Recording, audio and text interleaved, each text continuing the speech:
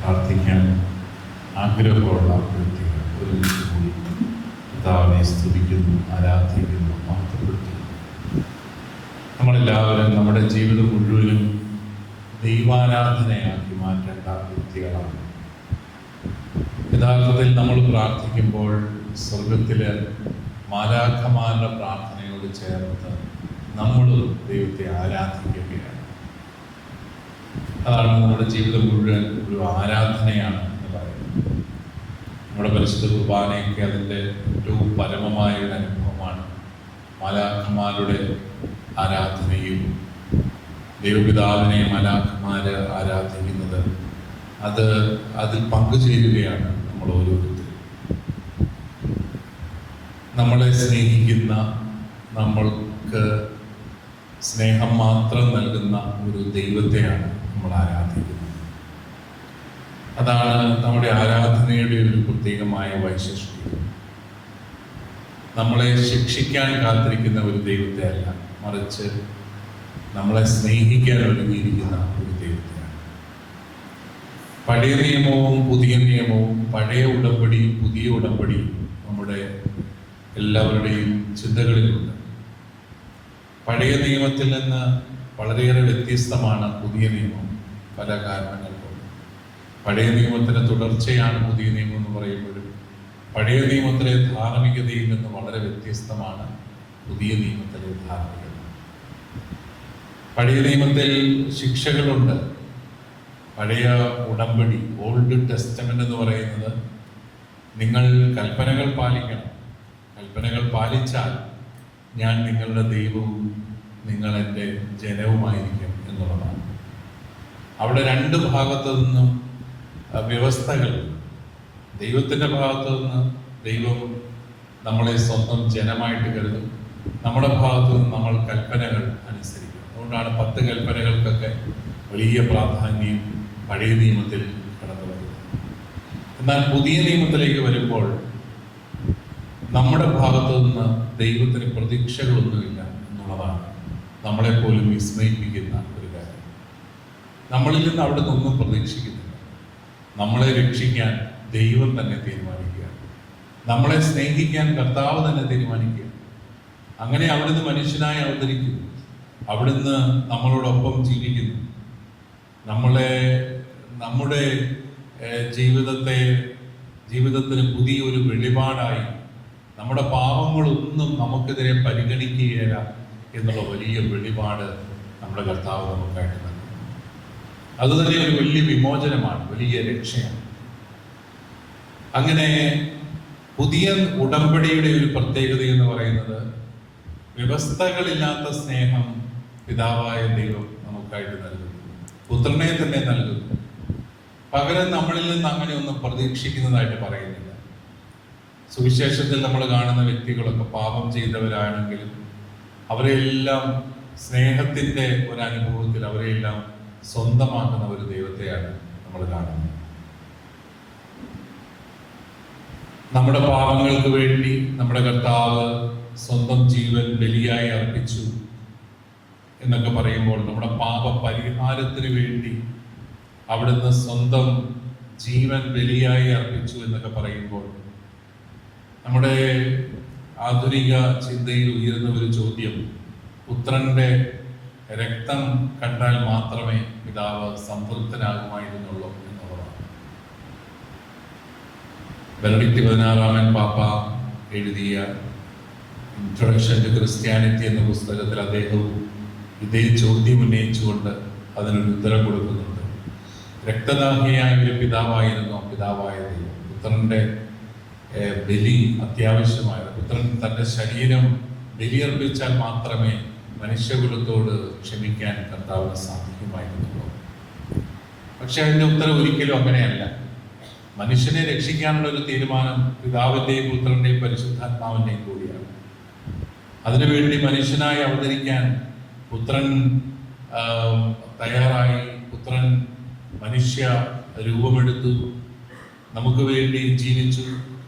അതിലൂടെ ദൈവപിതാവ് നൽകുന്ന ഒരു സന്ദേശം, നിങ്ങൾ പാപം ചെയ്ത് പാപത്തിൽ നിങ്ങൾ കുന്നുകൂട്ടിയാലും ഞാൻ നിങ്ങളെ സ്നേഹിക്കുന്നു എന്നുള്ളതാണ്. നിങ്ങളുടെ പാപങ്ങളൊന്നും പരിഗണിക്കുക. അതൊരു വലിയ വെളിപാടാണ്. കാരണം ദൈവത്തെ പ്രീതിപ്പെടുത്താനായിട്ട് ബലിയർപ്പിച്ചുകൊണ്ടിരിക്കുന്ന ഒരു ജനതയ്ക്ക് ദൈവം കൊടുക്കുന്ന ഒരു വലിയ രക്ഷയുടെ സന്ദേശം. നിങ്ങളിങ്ങനെ എന്നെ പ്രീതിപ്പെടുത്താനായിട്ട് നിങ്ങൾ മെനക്കെടേണ്ട കാര്യമില്ല.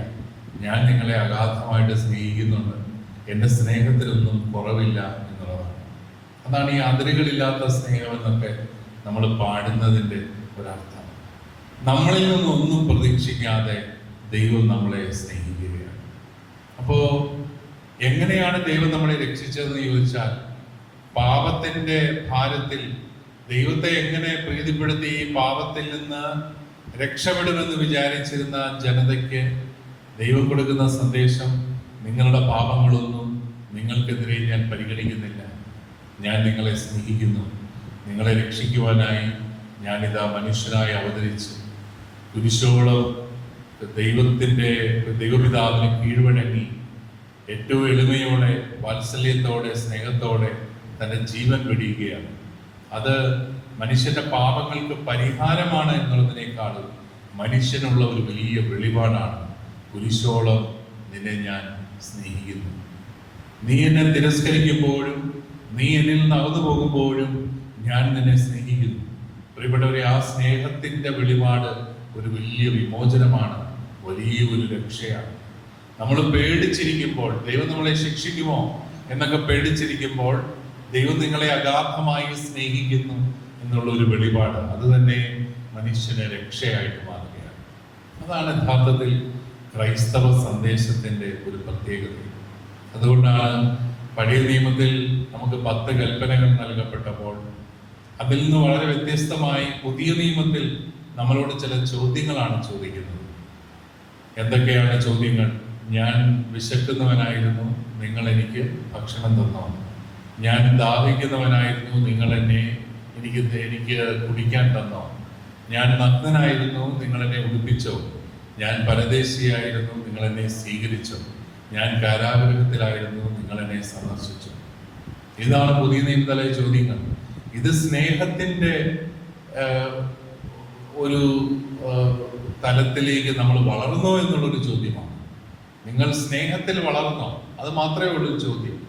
അല്ലാതെ നിങ്ങൾ ആ പാപം ചെയ്തോ ഈ പാപം ചെയ്തോ എന്നുള്ളതിനേക്കാളും പുതിയ നിയമത്തിന്റെ ചോദ്യം വളരെ പോസിറ്റീവാണ്. നീ സ്നേഹത്തിൽ ആഴപ്പെടണം. നീ കൂടുതൽ കൂടുതൽ നിന്നെ തന്നെ മറ്റുള്ളവർക്കായിട്ട് പകുത്തു കൊടുക്കണം. നീ സ്വാർത്ഥത വെടിഞ്ഞ് മറ്റുള്ളവർക്ക് വേണ്ടിയിട്ട് ജീവിക്കണം. അങ്ങനെ ജീവിക്കുന്നതോറും നീ രക്ഷയുടെ അനുഭവത്തിൽ ആഴപ്പെടുകയാണ്. പ്രിയപ്പെട്ടവരെ, നമ്മൾ ക്രിസ്ത്യാനികളാണെന്ന് പറയുമ്പോൾ നമ്മൾ ഈ സ്നേഹത്തിൻ്റെ പ്രഘോഷകരാണ്.